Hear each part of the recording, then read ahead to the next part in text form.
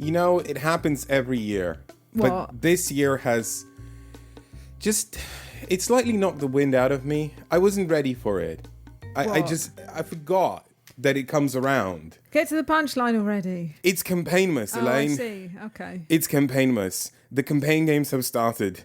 Why is it called Campaignmass? Well, because Why is it the birthday of, or birth of campaign? Well, because it sort of is, right? Every year there's a season. It happens right after Gen Con. And it's different at every household. So probably in Canada it starts a little bit. Yes. Okay. The start date is different in every household because, you know, in Canada deliveries get pretty late for board games because they first get shipped to US, then they go to Canada, etc., etc. So, you know, but when the first campaign game after Gen Con arrives at your doorstep, that is the beginning of Campaignmass. I see. When you said household, I thought you were doing a cute bit there. Like, Canada's a household. England's a household. You're like everyone is a family. No, I see what you're doing. Yeah, I see what you mean. It literally arrives on your doorstep. Exactly, yeah. Okay. So ours has begun. Oh. And it's a big Campaignmass this year. There's Kinfire Chronicles, which we're covering on this episode. There's Sleeping Gods Distant Skies, the Sleeping Gods sequel. There's Earthborn Rangers. There's Divinity Original Sin, the board game. And the second printing of Oathsworn, or as we sometimes like to refer to it, Bloadsworn, has been arriving at people's doorsteps as well. You made that sound negative, though. We like that game. We love Oathsworn, but Bloadsworn is also Oathsworn, and Oathsworn is also Bloadsworn. We don't like Bloadsworn. We like Oathsworn. I see. Welcome to Talk Cardboard, a podcast about board games and everything adjacent with me, Elaine, and you. Me, Efka. On today's show, we'll be badgering people for articles and squirreling away the good ones in Fit to Print. See what I did there? Overcoming our life of wretchedness via resource management in Vindication and braving starless nights in Kinfire Chronicles Night's Fall. Oh, do you know that bit? I don't want to jump ahead, but when you were describing Vindication, there was an immediate moment of like, no, that's wrong. That's wrong. That's all wrong. When you were describing Vindication's theme. Well, we'll get the people will have to wait to find out. Well, they'll have to wait. Fit to Print comes from publisher Flat Out Games by designer Peter McPherson with art by Ian O'Toole. There's no way to begin this but invoking the very obvious comparison that everyone else has invoked. So if you've been around board games for a while, you might remember a darling from a decade ago called Galaxy Trucker. And a lot of people had opinions about Galaxy Trucker.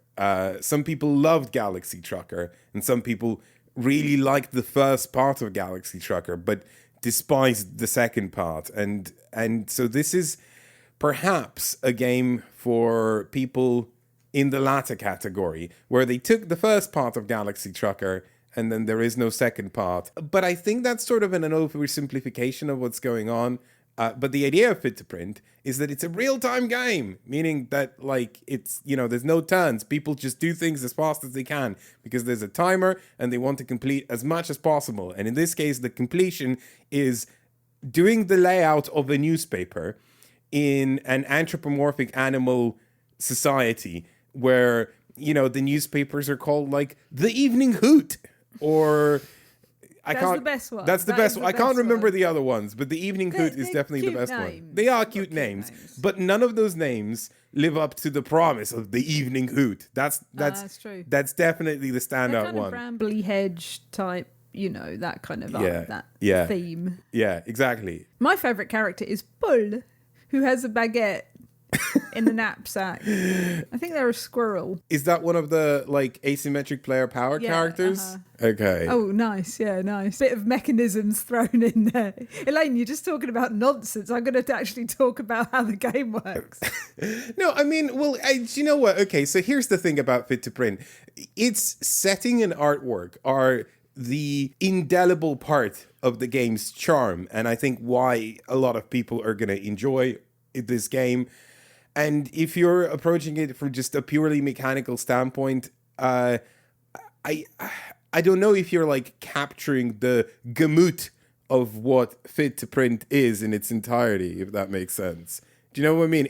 it's more than just mechanisms. It is about its vibe, its feel, its cuteness, and charminess. Is charminess a word? Let's say it is. Charm. Yeah, right? I could have just said charm, but I said charminess. I like it. Oh boy, Efka. Yeah, it's the thing as a whole is what is enticing you into this game. I mean, if the theme was dark newspaper making, the thing about newspapers is that in real life is that very often they're run by not so good people, right? So I think they had to very much come away from that idea, because that's the idea you have in your head, that newspapers sometimes are not ethical. A certain Rupert comes to mind. Yeah, not the bear. Yeah, and so they very much come away from. They don't want you to think about that when you're making your newspaper. They want you to be in this very cute, animal, charming world where you're making lovely headlines about that. You don't really know what the headlines are. You do.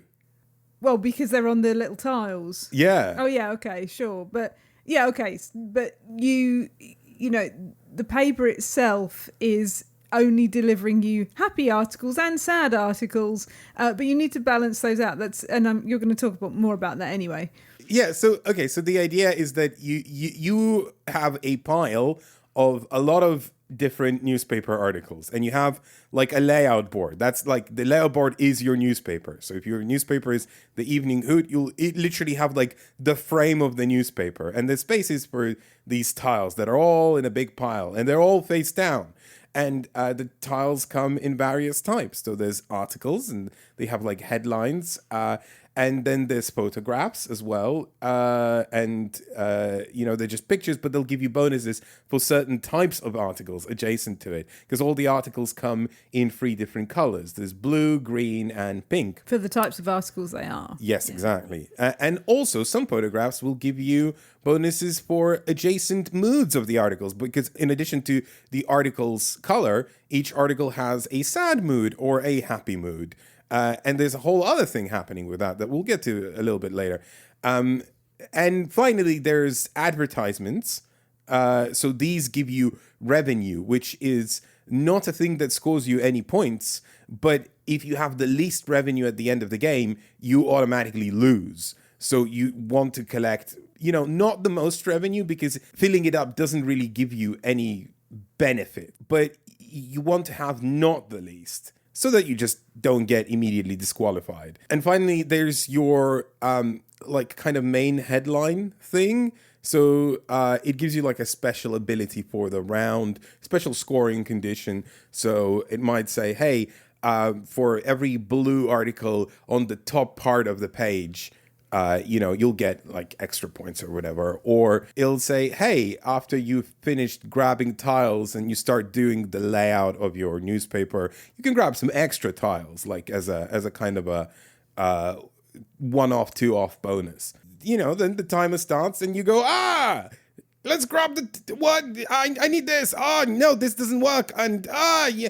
And the whole thing about Fit to Print is that you have to constantly manage a lot of levers. There's a lot of spinning plates. So a blue article can't be next to a blue article. A green article can't be next to a green article, right? So you need to have a variety of different various articles. Then also articles are kind of in a horizontal layout or a vertical layout. So you want to fit as much as possible, because you don't want empty gaps, because the biggest empty gap area at the end of the round will score you negative points. So, okay, there's that to think about. Then articles have to be balanced in mood. You have to have an equilibrium of happy articles and sad articles, because if your newspaper is just happy, then it's not successful. And if it's just sad, then it's misery lit, and nobody wants that. If you have an equal mix, that's good. Hey, so no negative points. And of course, you have to think about revenue, so you have to fit that somewhere in. And then the pictures that you pick up, they'll have various scoring conditions. Like, for example, hey, have pink and green articles next to this picture. Okay, so you want pink and green, but then you want pink and green in the right layout. And then you want pink and green that, happy and sad and all of that. So it just compounds this assault on your memory and planning skills that you have to manage in real time. And it compounds it because the whole real-time bit is split into two parts. So the first part is you have this adorable little cardboard desk. And it's very, very cute. And it's very, very small. And all the tiles you grab have to be stored on that desk. And of course, what it achieves is that like you have to pile them up because physically they are way too big for this desk. So it's not like you can lay them out nicely where you can see everything at a like eagle's eye view where it's like, oh, I have so many happy articles, I need more sad ones. No, they're all in a jumble and you can't tell how much of what you have. And so you have to, when you take a tile, they're all face down, you take a tile, you have to drag it to your desk, then you flip it over, then you see what it is, then you decide whether you want to keep it or, you know, just throw it away back into the center. And then you throw it to the center face up so then other people can see what that tile is. And then if you keep it, it goes on your desk and you keep doing that over and over. And then whenever you want to, you can stop doing that. But as soon as you stop, you can't take tiles anymore. You call, layout, and you have to shout that out loud. And then you're no longer taking tiles. You're spending the remainder of the timer just trying to fill your newspaper with these tiles in real time as well. And that's sort of the game. I guess thematically, what is happening is that all your journalists who work for your newspaper are writing the articles and chucking them in a massive pile. And you, as the editor of the newspaper, they don't put them nicely. They don't submit their articles nicely. They just chuck them in a massive pile in the middle of the room. All their photos, all their articles, all the revenue ads and everything else, chuck it in a massive pile.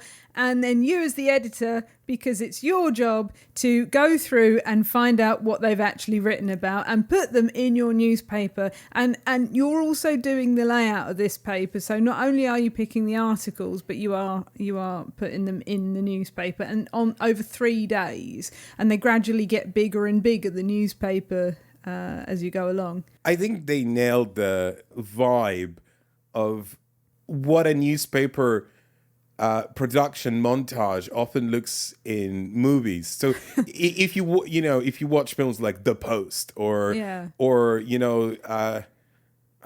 don't want to say The Boston Strangler out loud, but that was a recent film about journalism in a way. They have these montages where things are happening fast and all the articles are coming in and someone has to put it together and the news is coming at you and you're the journalist. You have to make it to print let's go. That movie ideal. Frenetic idea of making paper. I think that they missed a trick. I think that instead of shouting like layout or whatever, you should have shouted, "What a scoop!" or something like that. That would have been much more fun. But the fact that you can only take one tile at a time with one hand, specifically the rules say this, is that you pick up a tile, look at it, put it on your desk and look at it and then decide whether to put it back or not, makes it does slow it down a little bit. So it's not quite as kind of grabby and you're not smacking into each other as you're all trying to grab these tiles. It does calm it a little bit. It does. So let's contextualize things a little bit. So this is from Flat Out Games. We like Flat Out Games a lot as a publisher in terms of their output. We've enjoyed many of the games they've put out. I haven't had a chance to play Verdant, but I like Cascadia and Calico and Point Salad as well. I thought that was pretty fun. I should note also, I forgot to put in a weird disclaimer. So we're reviewing our copy that we have purchased ourselves. But because this whole we're no longer accepting review copies thing is going to take some time to propagate, somehow one is being sent to us without my volition right now. It's in the post. We don't have it, but we still should disclose that, by the way. We did buy the copy that we've played. But we are getting sent one, which I didn't ask for, but, we should still disclose that. I think that's important. Anyway, we like publish a Flat Out Games output. And it pains me to say this, right? But I think this is the one I've enjoyed the least. Having said that, I've still enjoyed this game a lot, But in comparison to their other games, I didn't feel it was as strong. And I think, I mean, I can explain why, but I think my explanation will be very personal to myself and my own preferences and tastes. So I suspect that a lot of people will just like this game. They'll just find it fun. They'll find it pleasant. They'll find it thematic and, frenetic, engaging. But I have a couple of reservations. So I think where the game really works is in illustration and setting and all of that. And of course, the tool artwork really doesn't hurt. It's very nice. It suits this game as well. But in terms of gameplay, I find that real-time games need some sort of a hook. A lot of people, like I said, say this, and I was one of the people who said this, that I like the first part of Galaxy Trucker. If it only was just the first part, I would probably enjoy that game. But then there's the thing that you realize when you play just the first part of Galaxy Trucker is that maybe the first part of Galaxy Trucker wasn't what I was looking for to begin with. And I think for me, what doesn't ultimately grab me is that a lot of this is just this strange memory game, where you can't quite remember what it is that you've grabbed, but you need to balance this equilibrium. You need horizontal articles and vertical articles, and how much space does each article take up? And every day the newspaper is getting bigger, so the margins are wider. Suddenly there's one extra space horizontally, let's say, and then you need to account for that because if you had two tiles 4 squares in length, they make up 8 squares. Oh, okay, that fits perfectly across the newspaper, right? And the next day it's now 9 spaces, so you suddenly have a gap, right? It's things like that you have to account for, and that's where the chewy, the gamey part of it resides, right? Can you remember and can you account for all eventualities under a time constraint, and can you sort of juggle and balance all of them at the same time? And I think for a lot of people that will be enjoyable. And I think it is enjoyable for me. And I really don't say this disparagingly because there's this annoying phrase, it's not a game, it's an activity. I'm not invoking that. Please don't take that away from this. But it is a very enjoyable activity. This sort of grabbing things and kind of trying to memorize things. But I don't know, for me, a fun part of real-time games is when real-time games put a twist. So I'm thinking of things like Now Boarding or... I knew you were. Yeah, or For Science, where, For Science, I guess they're both collaborative games, yeah. But, Now Boarding has 30-second rounds, right? So the real-time part is just being fast, but then you get that sort of reprieve and crunch, right? And you get to think about things. And then For Science is teamwork, splitting duties apart and figuring out, who's going to be in charge of this, who's going to be in charge of that, and can we manage this under a time constraint? When real-time games don't work for me are games like Kitchen Rush, where they say, here's a cavalcade of things you need to take care of, and one timer, go, right? And then you sort of just have to juggle everything. And Fit to Print it's a much lighter, much more approachable game than something like Kitchen Rush, where it's designed really well. I look at the design, I go, this is flawless. This is, they thought about everything and they executed it very nicely, and they did some really nice artwork. They packaged it, in a great package, right? These little desks are adorable. The Evening Hoot is adorable. But what you do as a game doesn't compel me. You generally tend to bounce off games, and correct me if I'm wrong on this, but you often tend to bounce off games if they have a strong memory element in them. Yes. Because it's an unfair advantage for people that have a better memory. And I think that's something you don't like. Well, but also I don't like gamifying memory. Personally, it's not just the kind of one gets an advantage and the other one doesn't, right? I just don't find that an enjoyable, engaging game activity, right? I enjoy it as a thing to do, that's fine, you know, but there is that difference between like, you know, where you engage with play just from a kind of a, you know, we're doing things together because it's nice and fun, and we're doing things together because we're working something out. I think there's a difference between that, and you get different levels of enjoyment between the two things. I'm not saying that any way to approach games is wrong. I'm saying that whenever you look at a game, you can look at it from both perspectives and evaluate the strengths and weaknesses in each approach in every single game. Sorry, that made me think. Do you think I'm overthinking Fit to Print maybe a little bit? No, I don't, because I think you're taking it as not just the element in Fit to Print, but in games as a wider whole. Yeah. That when this element is present, it will immediately pull some people in, and it will immediately push some people away. And I think that's an important point to consider. Because I struggle to remember, and the thing is with the little desk that you have, because it is very small, it's I don't know what size it is, maybe the size of like a Garibaldi biscuit, right? Nice just for reference. For Americans? Maybe a little bit bigger.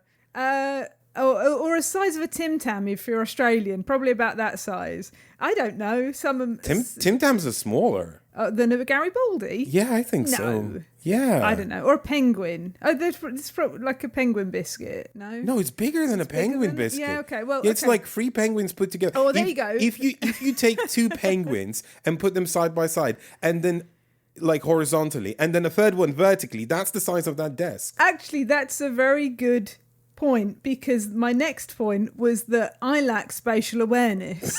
Okay. So actually that highlights that pretty well. So I don't have a good spatial awareness, and I don't have particularly good memory. But so that point about having a good memory, is that because it's a small desk, it's very hard when you take the articles. You can't kind of separate them out into, I don't know, 5 piles or whatever. You know, articles of green articles, pink articles, blue articles, adverts, pictures, blah, blah, blah. You can't do that because the table is too small. So you can look through them any time, but you are still trying to remember what you've got because you can't separate them. And you don't have time to keep looking through them because you only got 4 minutes or 3, I think, if you're playing it on like burn mode or whatever it is. I don't know what it's called. So you do have to keep in your head a lot of things, but spatial awareness, because you are planning out. They're only rectangular pieces, so they're not weird shapes, but you are still trying to fit them all into this place. So you could mathematically work it out. Yeah. You could say, okay, well, I don't know how many squares there are, 55 squares. So I need 55 squares worth of pieces to fit into here in this configuration. And you could do that, but you don't, because that would be too much for this small game. So I understand your point. I definitely understand your point about it's enjoyable in a game to have something else to work towards and to figure out, rather than just kind of doing the maths of fitting things in. So my problem was that I ended up with too many tiles, or I didn't have enough tiles, because I just couldn't figure out how many was the right amount to take. And I don't know if that is something that you would get better at if you played it a lot, because you would get used to kind of how many tiles that you needed. But I don't know. What I do like about it is that if you take an article from the central pile and you don't want that article, you put it back face up, so everyone else can see at the table what that article is, and there is nothing stopping you at a later point in that same round taking it. If no one else has. So you could look at it, go, I don't think that works for me right now.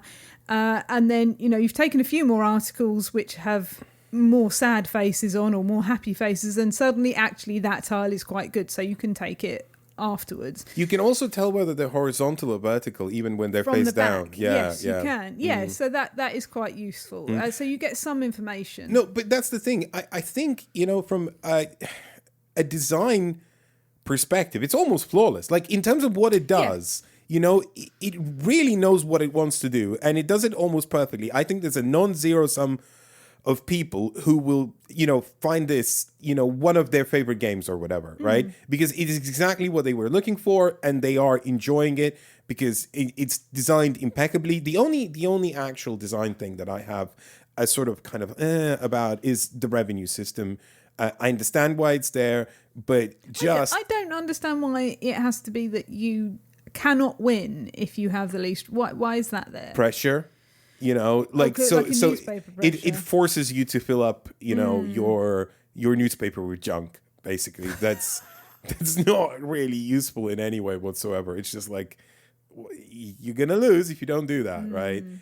So I understand why it's there. I just, I had a play of this game where we played it with someone who's fairly new to board games, and they were eliminated at the end of the game, and it made them probably not feel that very good. So that's that. There is also there's some extra modes in true flat out style. There's achievements for the solo mode, so the solo is really well designed in terms of high score kind of and high score focused and various alterations as to hey, there's this restriction now and there's this restriction now, and try and do this in this game. So they've done that really, really well. There's also restrictions for different rounds, small asymmetric player powers that I thought were cute and nice, and probably after your first game, just always play with them because there's no reason not to. It's a great production. It's a great design,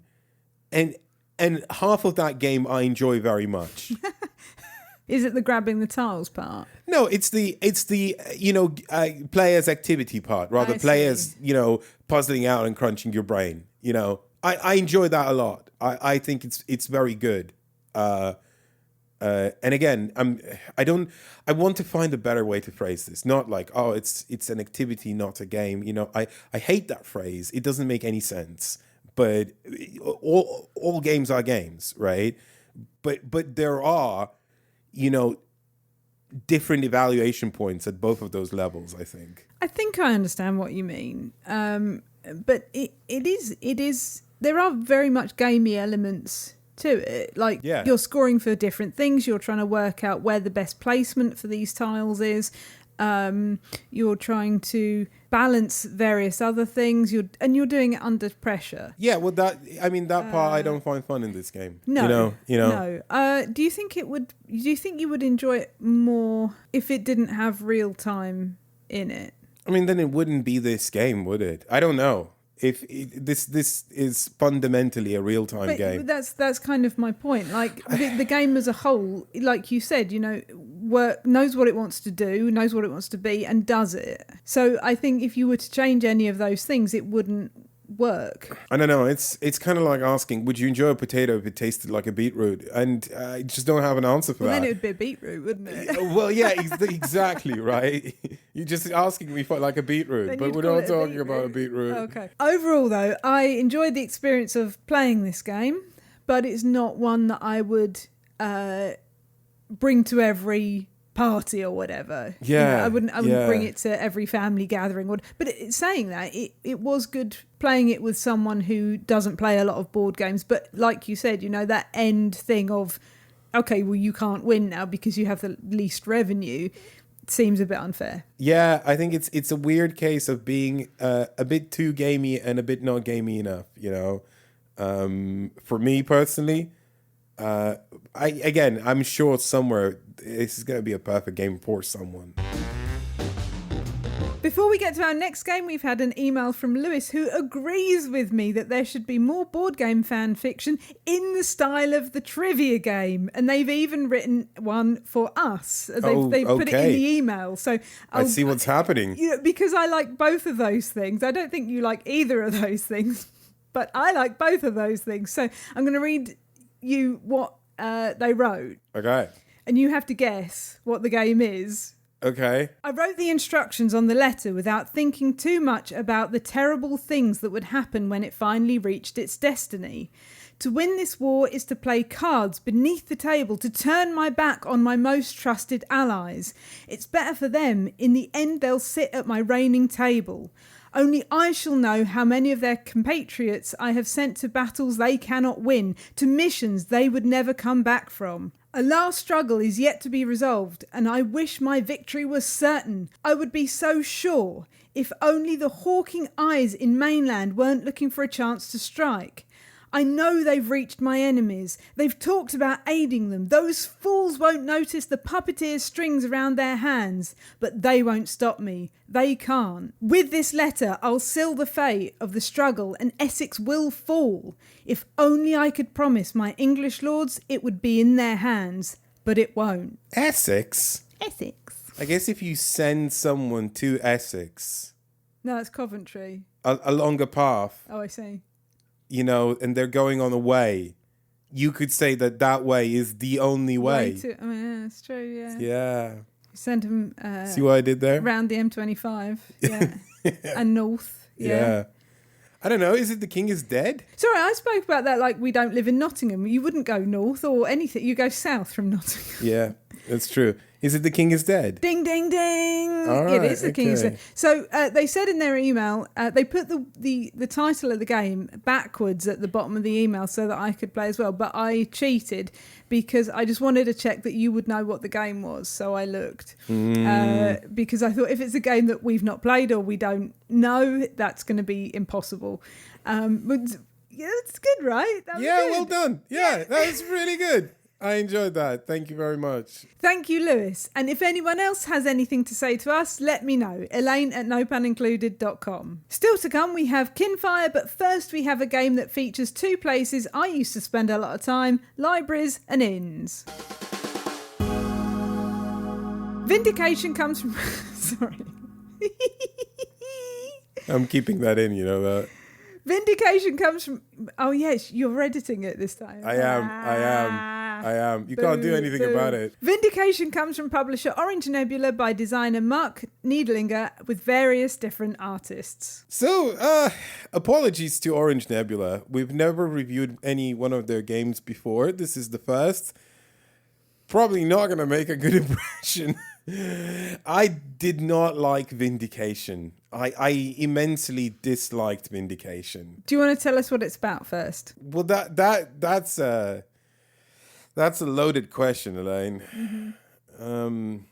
It's about something, certainly. All right. Okay. So when you told me about this game and when I looked it up on Board Game Geek, I thought, wow, this is going to be such an immersive world because you've done something awful, you've done something horrible, and you've ended up being chucked off a ship, but you found an island or whatever it is, like some place that you've gone to, and you can redeem yourself, you can vindicate yourself from these things that you have done, you the struggle and the artwork. It's almost like the artwork for me, I don't know about you, the artwork for me reminded me of like Constable, like that kind of, everything is very clear, but it's almost got a dreamlike quality to it. Not sharp lines. You know, everything is very dreamy.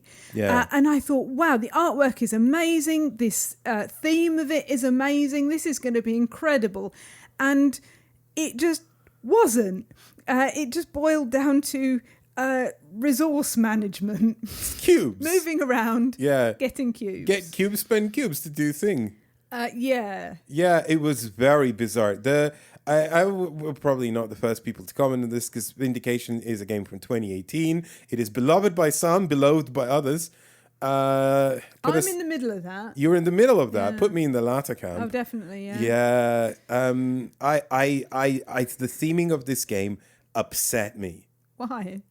Because it doesn't make any sense, right? And not only does it not make any sense, it works counter towards the game, because what it says is that you are traveling around an island and you're going to inns and you're recruiting companions and you're leveling up because you're getting stats, because you have like things like intuition and wisdom and strength, and they're called attributes like in a D&D game.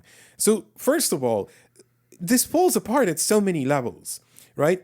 The play experience is nothing like these tropey fantasy or sometimes innovative fantasy things, more on that later. But also, like, why do you lose wisdom to get a trait? I don't know. I don't know. What appealed to me about this, I think, was that idea of regenerating yourself, like of a second chance. You know, everybody wants us to have a second chance. Everyone deserves, maybe, to have well, good people deserve to have a second chance. And the idea, you don't know what you've done. It doesn't tell you what you've done. No, it's abstract. It is abstract. But the idea of renewing yourself and becoming something and changing, being able to change yourself. I like the idea of that. But that was not represented anywhere in this game. No, because what the game is, what these attributes are, they're resources. They're literally cubes, right? And so you collect them. So I might have gotten the resources slightly wrong in this little rant that I did just before. So apologies for that, because they're so homogenous. I can't remember which one is which. And I'm not going to look it up because I don't think it's worth it. Anyway, so you collect cubes. These attributes are cubes, and then you spend the cubes. What is that? That's a resource, right? And if anyone's ever played a board game, right, like the mask falls off immediately. It's not going to stay on for long, right? Like it's so obvious that someone took a very economic game and put a setting on it that does not represent that economic game whatsoever. And I think there's some argument to be made that you can trick a person like who's into fantasy stuff to start enjoying a Euro game, but I don't think they will because I mean, okay, so Vindication's a weird game, and I think I understand why people like it, because that sort of core loop of it is enjoyable. It's not a genre that I particularly enjoy, but some people will like it. You know, it is collect resources to get different things. Those things will give you points. Absolutely everything in this game will give you points. So, for example, the tenor of a regular turn is that you move 1 or 2 spaces, and then you will activate like a hexagon that is next to you. So you move on a map, right? The map is composed of hexagons. If you reach blank hexagons, you will pull tiles from a bag and fill those in, right? So you're always next to 3 hexagons. And these hexagons do different things. But mostly what these things are is spending some resources to buy a card, or getting some resources, or some niche, one or two niche upgrades, you know, that you could get that will also give you points. And one of these niche upgrades is increasing your move speed. So you could now move 3 spaces, or then later 4 spaces, or then later 5 spaces. But I found that the movement, at least in a 2-player game, because the game does not adjust the map size at all for player counts, is so inconsequential that it doesn't matter how fast you move. Like it does to a little extent, but like there's very little difference between, let's say, 4 and 5, right? But to make that more appealing to anyone who does it, right, it also gives you a lot of points just for doing that. So suddenly there's like an incentive. So it is the point saladist out of all point salads. If there ever was a point salad, this is the most salad in a point salad that I've ever seen, because points are everywhere and everything is salad. But even with that in mind, there are better games that do that. I mean, yeah, Castles of Burgundy, sure, right? Like if you want a pretty game, you know, that isn't like it's not got the setting of Vindication, but no. But if you want a thing that constantly rewards you with, you know, that serotonin hit of getting a reward for everything that you do all of the time, you know, I think that's a better one. So in broader terms, there are some interesting mechanisms in this. There are 3 main attributes: strength, inspiration, and knowledge. And then there are these advanced attributes. To get an advanced attribute, you have to spend the basic attributes that are tied to it, you know, so like intuition and strength will give you courage, for example. I think, again, I'm probably getting all of these wrong because I haven't got I think so. Yellow, red, orange. Yeah, yellow, red makes you orange, right? You know, so yeah, you're kind of like, there's this whole sort of up and down between like this turn I'm collecting resources. This turn you know, getting like a big point card or something like that. And in some ways, where the game is interesting is that when you build up and get something, what you get, is generally interesting. For example, if you get a companion, they'll give you slightly more resources and potentially like a turn modifying ability. Whereas before you could like move and then do your actions, or do your actions and then move. Now you can interrupt your movement, do an action and then move some more. And that could be advantageous, if you're trying to reach a certain location. Or you get a monster that gives you points at the end of the game for collecting traits, for example, which are these green cards that modify rules permanently, right? And if you've been collecting monsters and traits this game, that's a great monster for you to pick up, because suddenly you're scoring more points at the end of the game. So, there's things to do. It is not a game that will not keep you engaged at all, right? And I think that's why people enjoy that, because it's big, it's bombastic, it's colorful. Is it big though? Is it bombastic? I mean, okay, so in terms of production size, yes. In terms of gameplay experience, I don't think it is. Right? I think it looks much bigger than it actually is. For me, it just felt like I was writing code. Like, do this and then this will happen. Like, or if I do this, then this won't happen. That kind of thing. It just didn't engage me at all. The mechanisms of resource collection and conversion and to get a thing didn't engage me very much. And the other thing I didn't like about it was the fact that you get end game triggers. I did not like the endgame trigger system at all. No, neither did I. And you can talk more about that in a second. But what annoyed me a little bit was that so you get more endgame triggers as you get points. So there is a space on the board where when you reach that space, that point space, another endgame trigger will be drawn. Yeah. And when we drew that. So we had 3, I think, to start with, and then we drew a 4th one, and I immediately could fulfill that. And I had no control over it whatsoever. You had no control over that, and it was luck. I don't know, luck or whatever that I could do that. Yeah, and I could end the game and win. Just to explain to people who've not ever played it, right? There's a whole deck of endgame there's a whole deck of endgame triggers.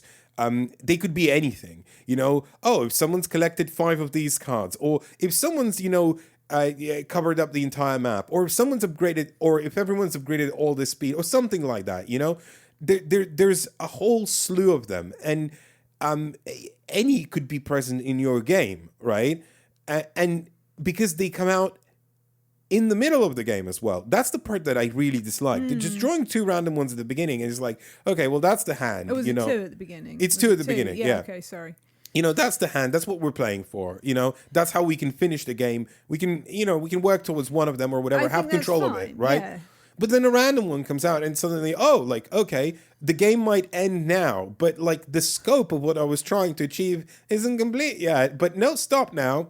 Stop. And you're not in control of it. I found that infuriating. Yeah, I know. Yeah, me too. Even though I used it, I guess, to my advantage, I didn't like it. Yeah. It didn't feel like, the thing came out that I wanted, because I was building up to these other things. And then suddenly, I don't need to bother anymore because I can just do that. And then the game and win. Boom. Done. That was very deflating. Incredibly. So I guess, once again, apologies to Orange Nebula. We've only played this game a couple of times, but we had such a miserable time with it. I didn't hate it, though. There are bits of it that I enjoyed. I enjoyed getting the companions, even though some of them were negative for me. Gave me negative points, and I was like, where did this come from? I didn't know this existed. Why would I hang out with someone who doesn't like me and I don't like them? Because the game is so modular, I didn't even realize it had this module. The box comes with like many modules to modify the experience, which I guess for in terms of variability, you get a lot in this game. We didn't try any of the expansions that were released subsequently from the core game, so there's even more modularity. If you want it, it's out there. But yeah, one of the modules that I didn't even realize I included in the game to begin with, because I just stacked the cards like for like. There's a whole separate stack of cards that shuffles into all the other decks of the cards that is like, I think it's called like treachery or something, and it's like things that affect other players. It's they take that element, right? But it also gives you negative points when you get it. And sometimes you see the thing that you get, but sometimes the thing that you see is not the thing you want, so you draw from the top of the deck. And you can invest like a very precious resource to like draw 3 rather than 1, or you can just draw 1 off the top and then you have to have that. And it's so like it's take that integrated into like a resource conversion and point salad game, but then on top of that, it's take that could take you that. It's layers. Yeah, and that is the kind of thing that you would know if you had played it a lot. You'd know that, you know, there are these companions that will give you see, I don't like take that, and again, I don't care about what you're doing particularly. I don't want to try and mess your game up. I just want to play my own game. Yeah, let's shoot for the high score and see who's got better, right? So, you know, I think it just didn't fit with us. I can understand why people like this game. There are lots of elements of it that could be interesting. The way you move, the way the tiles are pulled out, the way you combine the resources, what you do with those resources. Point serotonin. But I think it just did not gel with me at all. No, I wasn't wowed by it because it's doing what a lot of games are doing with a theme that genuinely upset me. Not like on any like moral level, right? It's just like, this does not compute on any level, right? And then on top of that, the end game triggers really just, you know, I didn't like that. Before we move on to our last game, you wanted to talk about contentification. Which is a word I made up. Yeah. So Patrick H. Willems, who is a YouTube essayist on film, did a video recently on the word content, and I was like, finally, I've been saying this for years, and it's not like, okay, it's a well-trodden ground by now. I think almost anyone who's into media, any kind of media, has heard some sort of grumbling about the word content and what it means. If you haven't, here's a brief summary.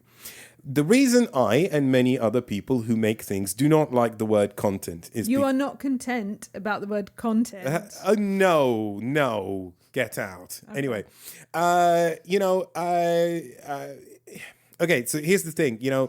I think it was Bill Gates or Steve Jobs or someone, right? It wrote this thing. It's called Content is King, right? And it was the prediction of where the internet was going to go. And it was bang on. It was accurate. Everything is going to be content. We're not going to sell films or music or anything. It's just going to be content, right? Fill it with stuff and then sell the stuff, right? It doesn't matter what the stuff is. Just stuff, more stuff, sell it, right?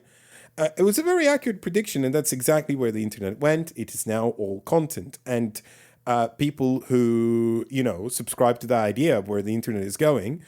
And pushed it in that direction, now, unironically use the word content and try to push that word content onto all of us so that we label everything as content.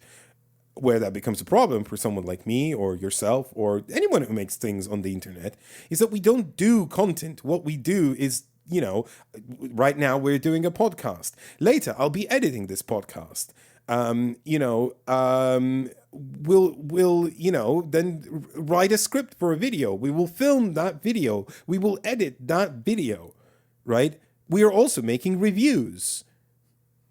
None of that is content. These are all very different skills that we're honing and employing, and we're making things via the crafts that we learned. And especially on the internet, it's we have to learn a lot of crafts and be competent at quite a few of them to, be A, successful, or B, get our work out there. I think I always had a problem with the word content because it says nothing about what the people actually do or what the person actually does. I think it's a very lazy way of explaining. But what you're saying takes that one step further. Yeah. So, with that in mind, now that we've reached some sort of a ground level of why the word content is, not great, I want to talk a little bit about the recent developments from Stronghold Games and their, decision to employ AI art in their game. Liz Davidson did this great video from Beyond Solitaire, where the point of the video is that some people maybe just want content, right? But a lot of what we all do and how we engage with board games is that we engage them as works of art. And sometimes we do talk about them as just products, and sometimes we do talk about them, as works of art, and sometimes they overlap and there's, a little bit of both, right? But I've noticed, aside from this like weird decision that I've already spoken out against, and I'm not going to reiterate the whole AI issue here. That's not really what I'm talking about. I'm talking about like the sort of sequence of events that prompted these thoughts. Stronghold says we're gonna do AI, and then obviously I've spoken out against it on social media, many other people, and then Beyond Solitaire does this video which I vibe with so well because like it so succinctly explained all the issues, and I'm gonna leave a link in the description for that video, and I recommend everyone who's marginally interested in board games, more than just a passerby look, right? I think you should watch that video because it explains the issues very well. But it led me to another kind of thought pattern and disturbing trend, I guess I would call, is that I've noticed in board game production and creation, is contentification, right? And we're going to talk a lot about it more in our next upcoming video, so that's going to be out next Monday. But also, in a way, we've touched on it on our previous video. If you missed our video on Lords of Ragnarok and the decline of crowdfunding, that one's somehow happened to be one of our most successful videos. But I think it kind of touches on some of the issues. We've talked about how crowdfunding, how certain games on crowdfunding have sort of warped the scene, and how, it's more content that is important now than actually like crafting a game. And I think that's a problem. I also want to very briefly add that if your takeaway from that video was that all crowdfunding is bad, that was not what I'm saying and not my intention. And I don't think that. I think that's absurd. There are so many games that would not be possible without crowdfunding. So many great ideas that still come out all the time, where people put in so much work and so much craft and so much thought and so much care and brilliance sometimes, into their ideas. And they keep appearing, they keep happening. They're there. Crowdfunding does not stop that. It does enable that. But there is that contentification side of things, where board games are now produced like content. And they are thought of in a way as content. Because there are certain tropes in crowdfunding that have become almost, I think some publishers view them as necessary. Where like our game has to have our project has to have these steps to fall in line with contentification, because then it will be successful. So games have a competitive mode, a cooperative mode, a solo mode, a module, another module, a box that has more modules. It has every which way that you can approach a game, and then it has a lot of content inside of it, because if you have scenarios as well, there will be so much content. You will play this game forever. This is the only game you ever need until you back another game.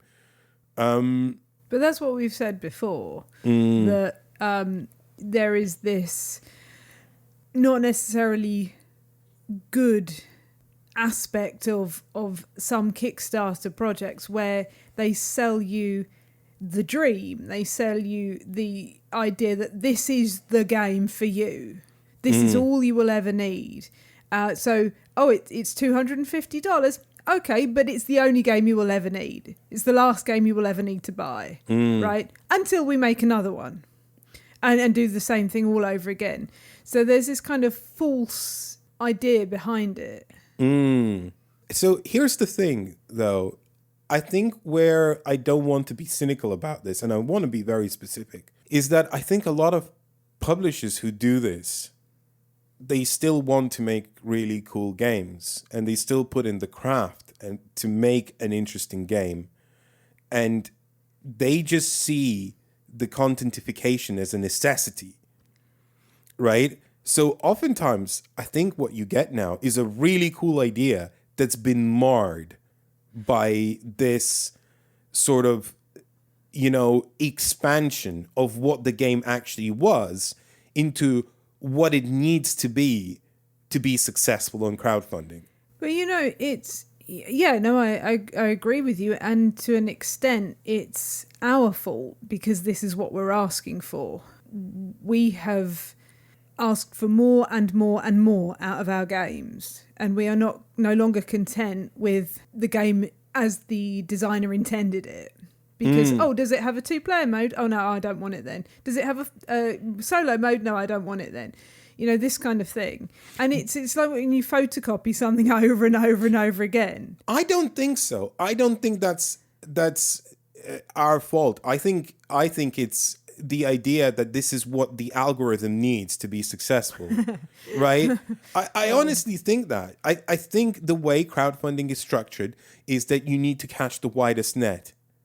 And the way you catch the widest net is you make a game that appeals to absolutely every possible denominator. Do you think that board games are now suffering from that same problem as TV networks suffer from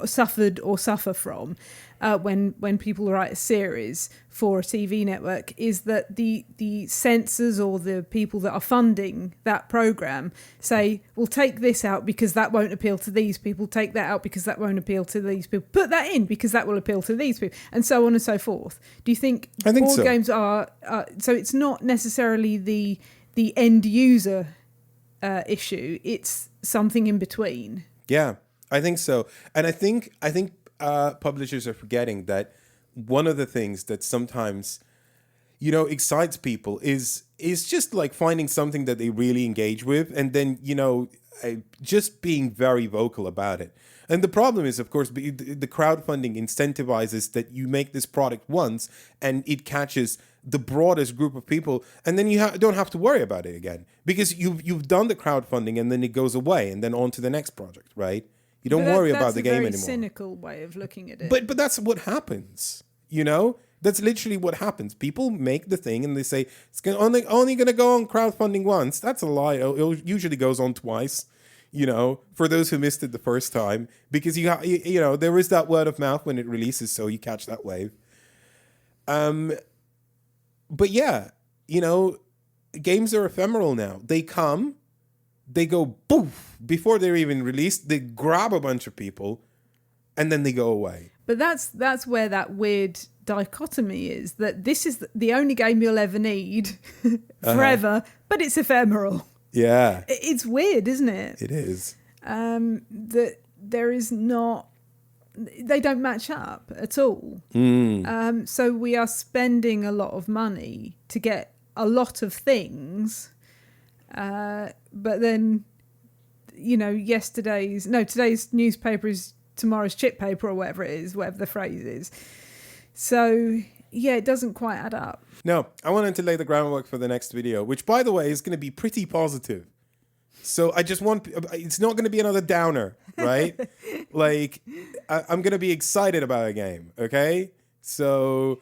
you sound like you're convincing yourself there. No. I'm pretty convinced that I like this game, But I wanted to lay some groundwork for what we're going to be talking about. Do you have thoughts about contentification? Do you have thoughts about crowdfunding? Write in, Elaine@nopuncluded.com. Our last game is Kinfire, which comes from publisher Incredible Dream Studios by designers Kevin Wilson, Daryl Hardy, Adela Kapuczynska, Brandon Perdue, with art by Katarina Redishuk, Katarina Bekus, Sandra Chelvinska, and Veronica Kozira. Thank you so much. That's a long list of credits. I like this game. I don't know about you. Do you like Kinfire? That was a hardball right out the bat. Right? Right off I the know. bat. Yeah. Yes. Yeah, well, good. Okay, strong positive first impressions. Talking of first impressions, this is a first impression. So we've played out of the 21 possible scenarios in Kinfire. I don't know if you get to engage with all of them, right? There are 21 possible scenarios in this fantasy-themed campaign-style board game where you play characters that go on adventures. We played 3 out of the 21. So this is early impressions. It is very likely that we'll end up covering this in video form sometime a little bit later, soon. But we wanted to talk about, like, how we got on with the beginning of it and some of the things that we liked and some of the things that we didn't. So just, you know, heads up, we like this game. We like it. But there's some things we don't like about it. And I think we both agree on what these things are. So to set the stage, Kinfire Chronicles Night's Fall is a game where, once again, you take on a character, you know, and that process is immediately, like, slightly different and slightly cooler than other games because you open this box, right? And the box is big. Like, think Descent 3rd edition, you know, Legends. Too Many Bones as well. Legends of the Dark. Yeah, Too Many Bones is... that size box. I think it's bigger. You think it's bigger? I think it's bigger. Too Many Bones is wider. This is, like, chunky. You know, this is a cube that you get, right? You know, and you open this, and the lid is a magnetic clasp. And then on the other side, it's your game board, right? It's like, oh, wow, this is cool. And then these character folio packs. It's very well thought out. You take it out, like this artwork of your character, right? And on the back is a little bit of the backstory. And also, like, their unique ability. So it's like a little bit of story, like flavor, who you're playing. Also a little bit of crunch. It's like, hey, if you play this character, you know, you're a ranger. But you also get to provide a little bit of a defensive bonus to people who you weave around, you know, and it's like, oh, cool, I want to play that. So I play the ranger. But there's also, like, so you take the lid off. You don't even see these character boxes first. The first thing you see is a box that says the welcome pack. Aww. I know, it's so neat. And, like, you pull it out and there's like, oh, hey, welcome to this world, you know. Here's some chits and dials if you'd like them. Here's a little getting started booklet, right? Like, it's very well presented. It looks gorgeous, right? It's immediately evocative. It feels different. And then on top of that, you know, like, it's a pretty neat game. I quite enjoyed the game, right? But let's break it down. What happens, right? So much like in our previously discussed Bloatsworn, you know, there are 21 scenarios, and, like, each scenario is a little bit of story and then a little bit of combat. And the main difference here from many of these games is that really it is a little bit of story and a little bit of combat. Each scenario is like 60 minutes of gameplay, it says on the box, and I'd say that that's about right. Yeah. There is one caveat to this, which we'll discuss much later. In the grump section. In the grump section, right? But we'll get to that in a little bit. But yeah, like, you get, like, a little bit of story and a little bit of combat, and the combat is really fast, really snippy, really tense in a way. I kind of like it. I like it. So one of the things that it does, which felt immediately very fresh, is that it now falls into what has pretty much become the standard dungeon crawler offshoot, which is the boss battler, where you're not battling a lot of many enemies. You know, there's not like mooks and mooks and mooks and mooks, right? I think, like, you're fighting one horse, not 15 flies. Yeah, exactly, right? And that horse, you know, it can kick, it can gallop, you know, it can do different things, and you kind of have to figure out this tactical puzzle around what it's doing, right? I want to preface this by saying, if you're listening to this and you're interested in Kinfire, we will provide some early mechanical spoilers in this discussion, but, like, nothing that you wouldn't find in the first couple of, you know, sessions, right? And nothing that's, like, tremendously groundbreaking. if you want to go into this game completely fresh, then maybe don't listen to this segment, Just know that we like it, we have some reservations. But we're not going to provide any story spoilers for this entire thing, so if you're worried about that, that's, we're not going to do that, but we are going to discuss how the story works in a little bit of detail. It's a world that throws you into it immediately It as is. soon as you start reading. It is, yeah. And the characters look interesting, they're like, I don't know, they're very well illustrated. They are. Yeah, and they feel different enough that like you feel like I'm identifying with someone here. But they're also mechanically archetypal. Like I'm playing the ranger, you're playing a bard. You're right? Like it's very clear what they are. Like one of these, that's the warrior tank type thing, so you know what you're getting yourself into, right? But it's also cool because the warrior tank type thing is like a sort of a machine construct, right? Animated by Kinfire. But like there's also a muffling that is attracted to that Kinfire. So that's your companion pet. You have a muffling pet. So like there is cuteness here that feels, because moths like yeah, light. Yeah. It feels that like, thematically they've done enough to separate these characters into something that feels archetypal, but also unique.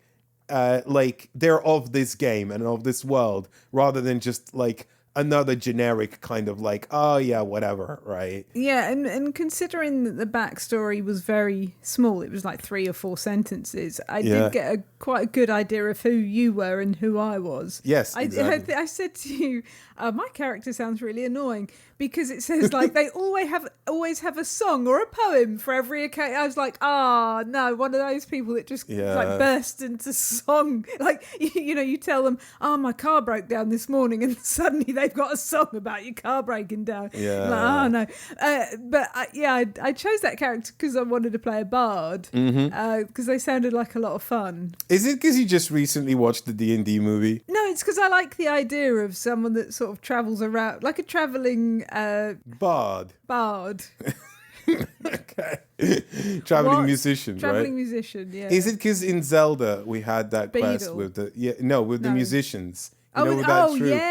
Maybe. Because you never gravitated towards bards before. You had a change of heart. No, but I think I like the idea of some like Beedle also in Zelda. That's what I thought you were talking about. Like someone who goes around with their everything that they have as their work with them. Right, I see. And does the thing anywhere at any time. I see, that's cool. Like that's almost cool. Like I was saying about in Vindication about reinventing yourself every time. Like it's almost like that everywhere you go you're a new person and you do the thing that you do. I don't know, I just that's sung to me. Okay, so like I mentioned, you fight like usually 1 or maybe 2 monsters, but like it's a tactical puzzle more than anything. And the way you do that is you take turns, and on your turn you can play 1 card in a deck building game, which sounds kind of funky, and it is funky. It is funky, yeah. And it kind of works, and it's kind of cool. So basically, your deck is normally composed out of like 18 cards, and they are 9 card pairs. Each card pair is an attack card and a boost card. So you will always have 9 attacks and 9 boosts. And the cool and funky thing about that is that when it's your turn, you play 1 card. And it's usually like, it's not called an attack card, it's called an action card, right? Sometimes these cards say you can play another action card afterwards, so you might play more than 1 card on your turn, but that feels like a gift. That feels like, that happens rare enough that it's like, I feel lavish right now. I'm playing 2 cards rather than 1. It's good. But most of the time, it's just 1 card, and it's usually an attack, and that attack will have various effects, and it'll do things, right? It might put a condition. Yeah.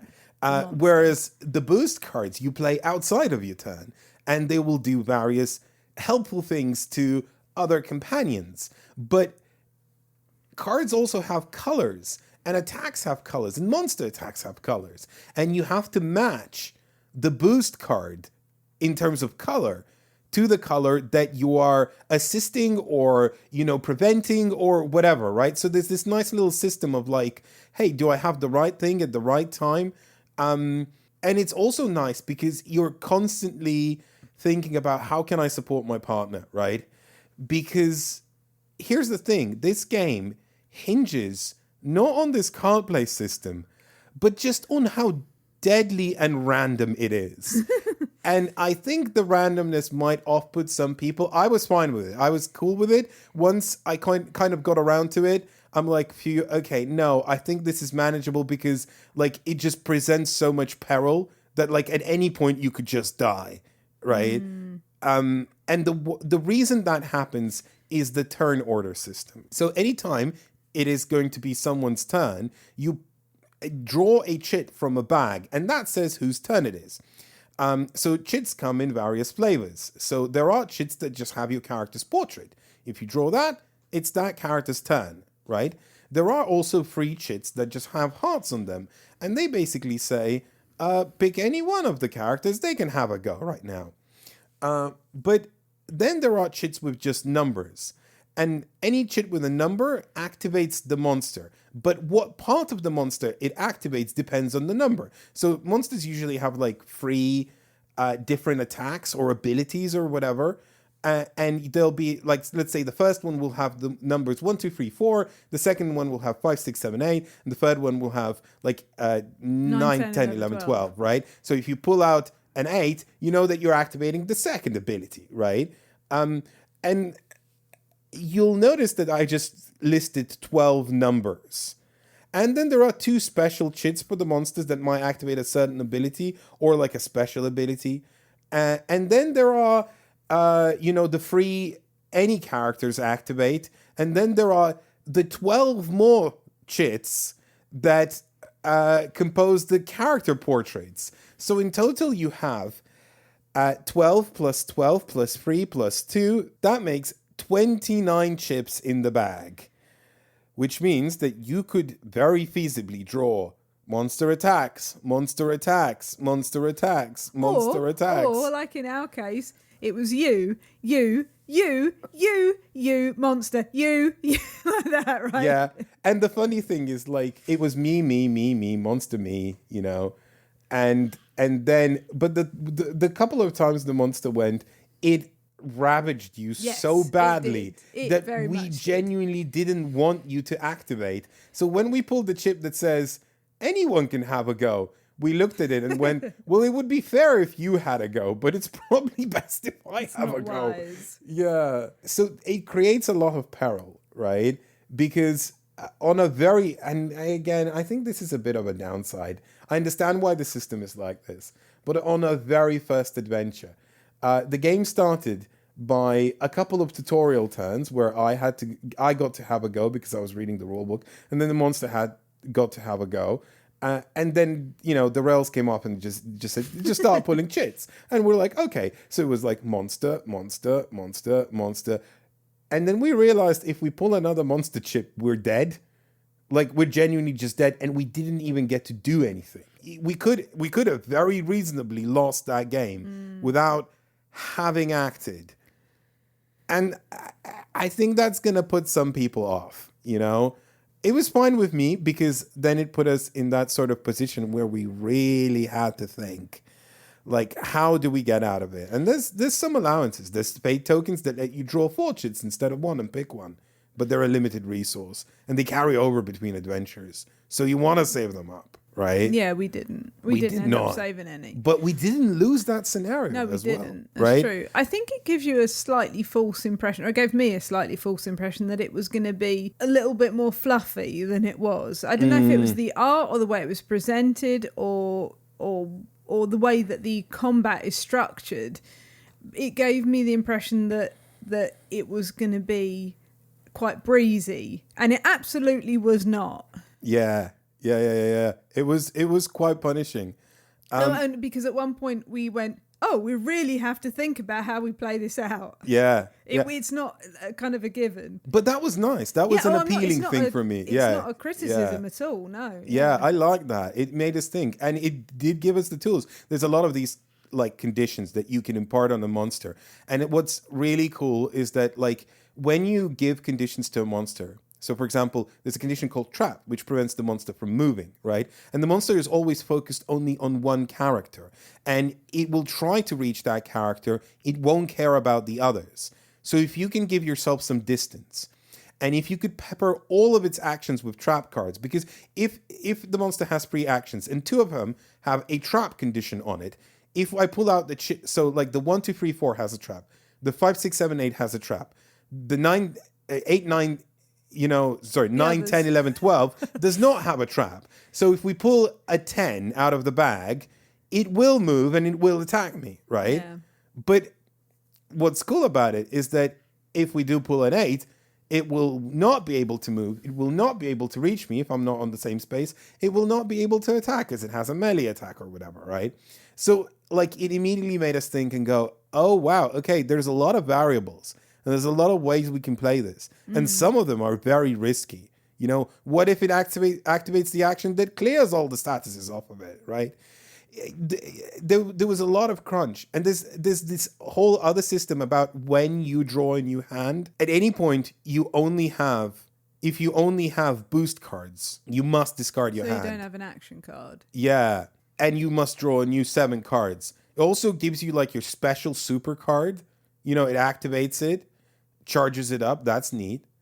But it also clears all of the armor that you've accumulated, which prevents damage on you, which is powerful. Or sometimes it clears all of the hurt. Yeah, which, you know, when you start your turn, for each hurt card you have, you take 1 damage and then you discard only 1 of those hurt cards. They stick around. You have 4 of them. That's 4 damage, you know, out of 16 or 18 or whatever, right? That's a lot, right? But then you have like 3 damage at the start of the next turn again.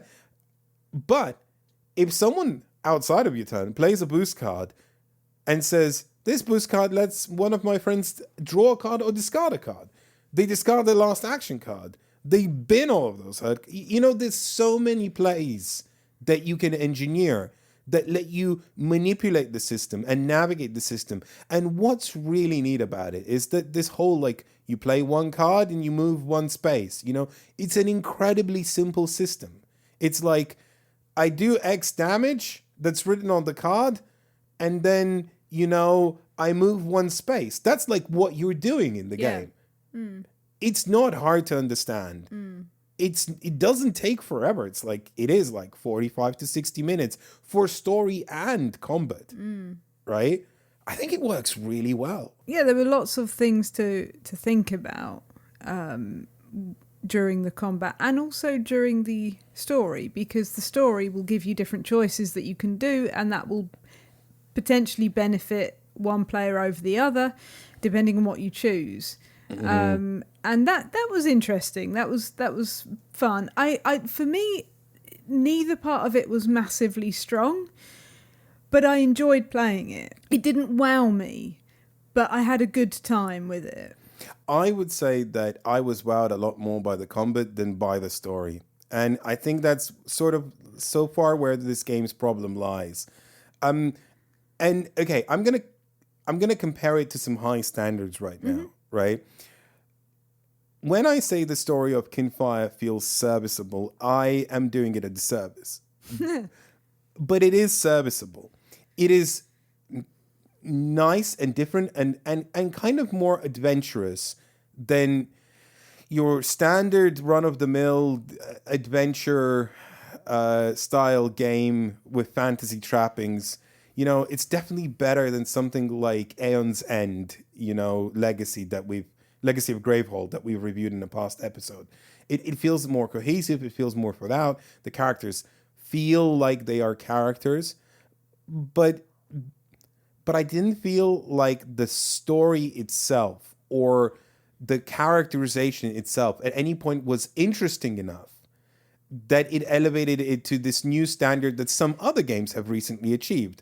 I am mainly talking about Artisans of Splendid Vale and Oathsworn, because I think they've both done. They had very strong story elements. They had really strong story elements.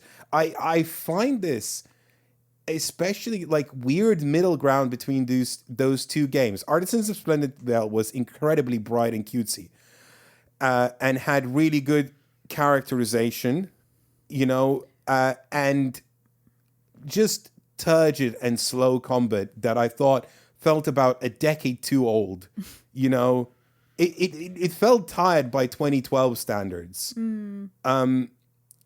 This is almost the opposite of that. This is slightly darker in tone, but only a smidge.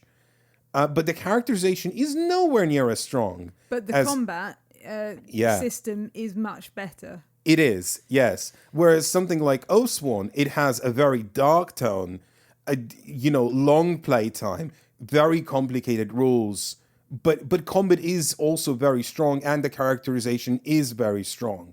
So this is the middle ground between the two, where it kind of does story okay. It does combat light but interesting, right?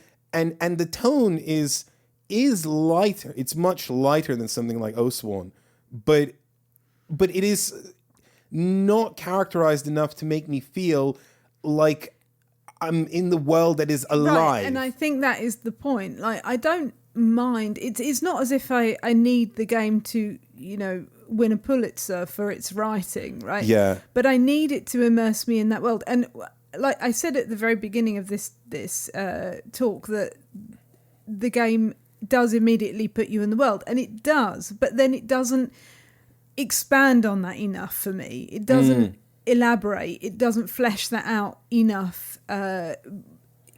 Particularly, like you were saying, it is serviceable, and the writing isn't bad. It just feels a bit more kind of montagey, like everything is done very quickly, and okay, this is what you're doing, this is what you're doing, okay, and then there's the combat now. And it just didn't.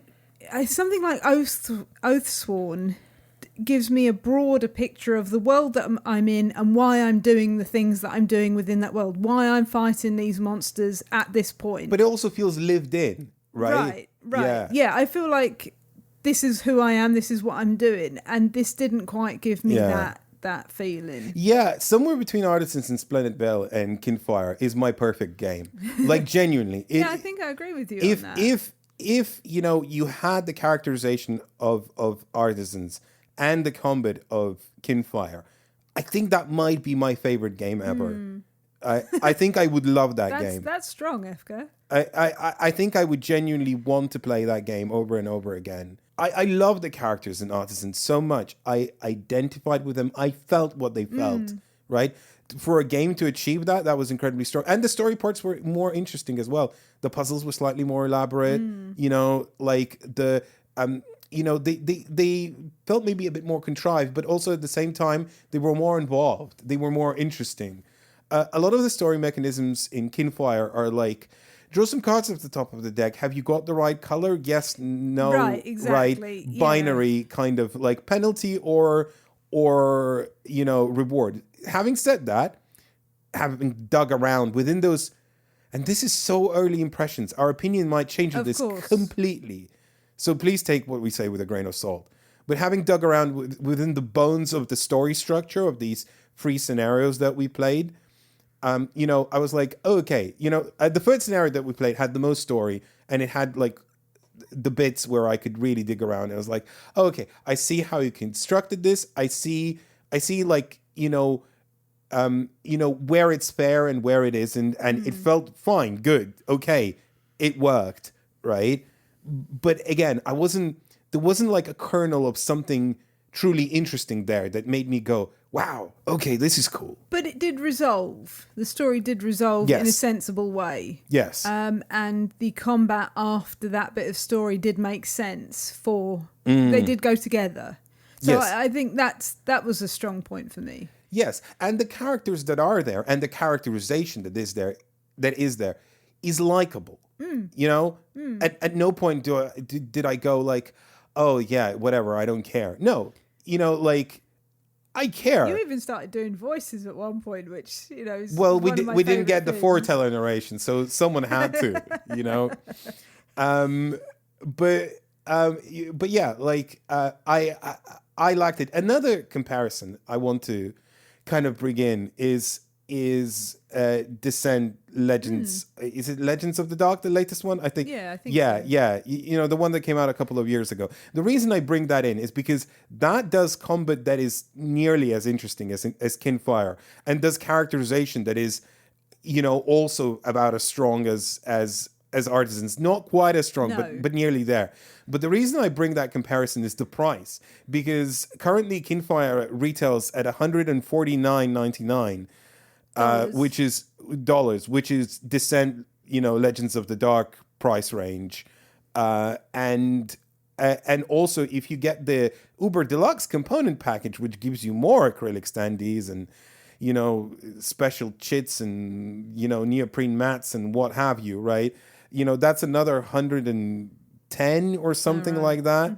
You know, that's in the range of $250. I really wouldn't spend the upgrade component money. The game doesn't need it. The components are fine as they are in the $150 box. And it is perfectly resettable for those of you who are keen to try this out and maybe pass it on to someone else. You know, that is an option. And I feel like I'm doing a consumer review by now, but wow, that's an expensive game. You have to consider these things, right? Like it's a big investment. One tiny, very tiny thing about the production that I like. Yeah. So the acrylic standees that for your character are double-sided. So one side has the front of them and one side has the back of them. I don't know why that pleased me so much, but it just did, that you could see what they look like from the front and the back. There are a load of nice touches. Okay. So after all of this, I bring you to my last bugbear. Is it the wool? If by wool you mean the wooliest rule system in the world, okay, I'm exaggerating. I'm hyperbolizing for effect. No, that's tautology. I know. I did it deliberately for effect to peeve you.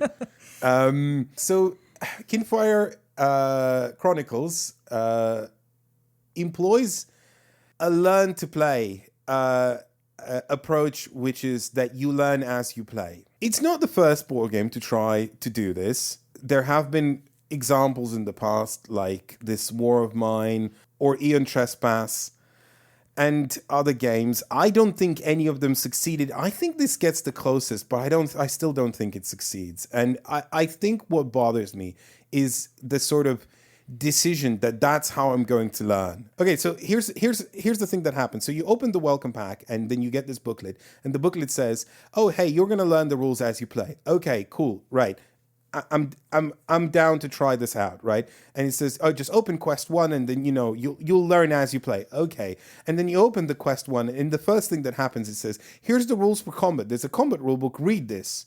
You could have given me the option to read this in advance, right? Rather than gather everyone around at the table and make then them wait. make them wait as we all read it out loud together, right? Or worse, one person reads it to themselves and then teaches everyone else. Because here's the thing, people learn in different ways, right? There is no one way that is universal for everyone to, you know, learn to play and kind of, you know, be like, yes, okay, this works for everyone. There just isn't. Like, okay, I have ADHD, right? What if I'm playing this game with 4 people? 2 of them have ADHD, 2 of them don't, right? Now, not everyone's ADHD is the same as my ADHD, right? But I know that a lot of people with ADHD will identify with this. If someone's reading rules to you, you will not focus on them. You cannot, right? So in a group of 4 where 2 people have ADHD, if one person is reading the rules out loud with ADHD, they'll internalize them. But the other person who's listening with ADHD will not. That's a problem. I think as long as it doesn't spoil anything, then I don't know why it can't just be in a book that you can read prior to playing the game. Yeah. Like the combat, knowing how to do the combat would not spoil the story of the game or the surprises in the game. Some people like to be taught as well. Some people genuinely enjoy to be taught. They much prefer that to reading the rulebook themselves or learning on the go. They like it when someone who is knowledgeable, you know, will explain it to them, will be like, hey, do this, do that, and some people like to learn as they go, but with someone curating the experience, right? People will say, hey, well, just teach us as we play, right? Yeah. Locking the rule book behind like this little, parcel that you only open up when instructed. And you keep doing that, by the way. It doesn't just happen on, Quest 1. It's in Quest 2. It's in Quest 3. I understand that they were shooting for something here. And honestly, because of the lightness of the rules and how almost everything is on cards, and the cards explain sort of how the game works, they almost get away with it. I feel like the experience was tolerable for me, especially because I got to be the one who read them out loud. If you read them to me, I would have cried, I think. But there's no rule book, there's no index either, or way to look things up quickly, very easily. I think this would have worked if there was also like some sort of a video companion or something, but it needs a glossary, right? I would like to, when I'm looking things up, not have 4 different booklets that have the information spread out between them, but like just has everything in one rules reference somewhere in the box, right? Do the tucked away hidden booklets, but then have a rules reference where I can, I have an index, I can refer to how a rule works.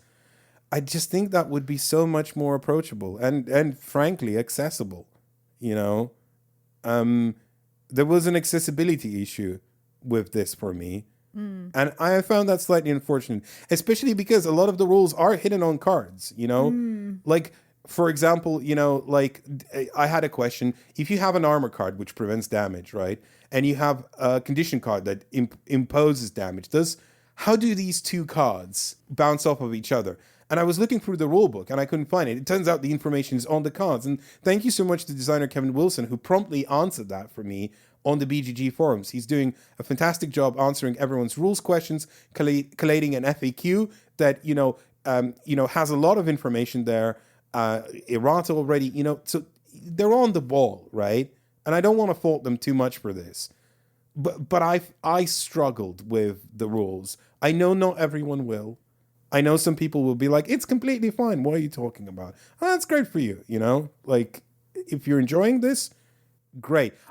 I struggle with that, I was fine with you reading it out to me because I needed to know how we could proceed.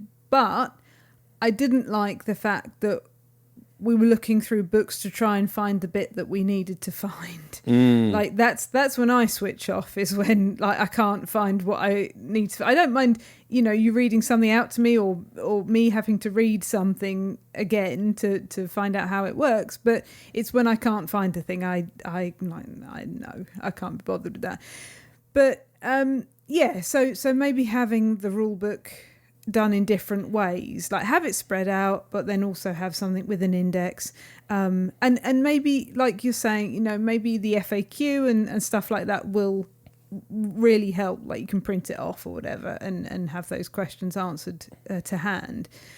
But otherwise, I thought those books, apart from the sort of accessibility issue, did a good job of teaching the rules piecemeal. They did. Like, I mean, some of this, like I said, some of this works. We did read through them, didn't take too long, and off we went, and we had a nice time, and I'm looking forward to playing more of it. We will try for a video, actually complete the campaign, because there's not that much of it. And it doesn't take that long. It doesn't take that long. So, we'll have a pretty... And I am enjoying it, yeah. Yeah, I am enjoying it. I think we'll have a pretty comprehensive picture by the time we're done of this entire game. I'm hoping that as we go along, more of the story will emerge. Not so much even the story, more of who I am in this world and why I'm doing the things that I'm doing will emerge and put that together in my head a little bit better.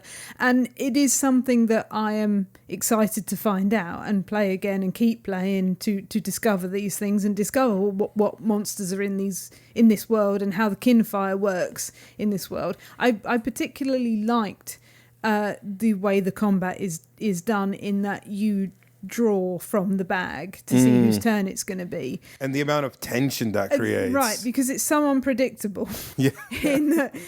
Because we were even saying like, well, okay, so if we draw the next chit and it's you, then this is what we can do. Because it's cooperative, it's collaborative. If it's me, then this is what I can do. What's one thing though is that it doesn't quite explain how much you can talk or how much you can't talk. So we were kind of just sharing all the information between us of, okay, well, I have a card that will help you if you have a card that does this. Okay, and I might be playing this if it's my...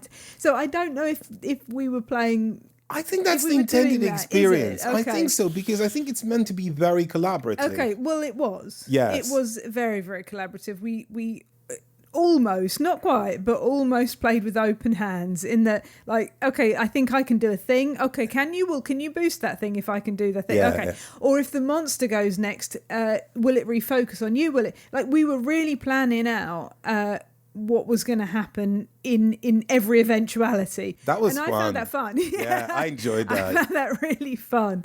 And when it came to the story element, and we were saying, okay, well, we have to share these negative things out between us. Who's going to take these and how will we figure that out in the next kind of combat scenario? And I found that really fun. Yeah. Yeah. So, and overall, I had a really good experience with this, and I'm looking forward to playing more of it. And you know what? The podcast is pretty much over. We could just go play another one right now if you wanted to. Nice. That's all the games. If you have anything to say about any of them, don't forget to drop me an email, elaine@nopunincluded.com. Thank you so much for listening. And finally, Efka, what is the game of the episode? And also, what can people find on our bonus episode? On our bonus episode, we talk about La Granja, which we finally played for the first time. This game has been out for a while, but now publisher Boards and Dice have released a deluxe master set. So we thought... We should give this a spin. We should definitely give this a spin. And in our newly branded segment, On the Take, we'll talk about another trick-taking game. This one's a climbing, shedding, two-player game called Ptolemy. You can find the bonus episode by subscribing to our Patreon campaign, patreon.com/nopunincluded. The link is in the description. You would give us some money every month, and in return, you would get a bonus episode almost every time a main episode comes out. We are going away to Essen Spiel. Woo! So in 2 weeks' time, the next Talk Cardboard episode is going to be a best of the bonus. So those of you who don't subscribe will get some of the bonus segments that you missed out on as a kind of a clip show, because we're away and we need to do a clip show. So there will be no bonus episode next time. But in every other case so far, every time there was a main episode, there was a bonus episode. And if you want all those bonus episodes, you can subscribe to patreon.com/nopunincluded. Give us a little bit of money every month. You will get those in a separate feed with the main episodes together as well. It's a nicely curated feed. Do that and you will help us out. My game of the episode is Kinfire Chronicles. What about you? My game of the episode is also Kinfire Chronicles. And with that, why don't you say goodbye to Contentification of Board Games, Elaine? Goodbye to Contentification of Board Games, Elaine. Goodbye to Contentification of Board Games, Elaine.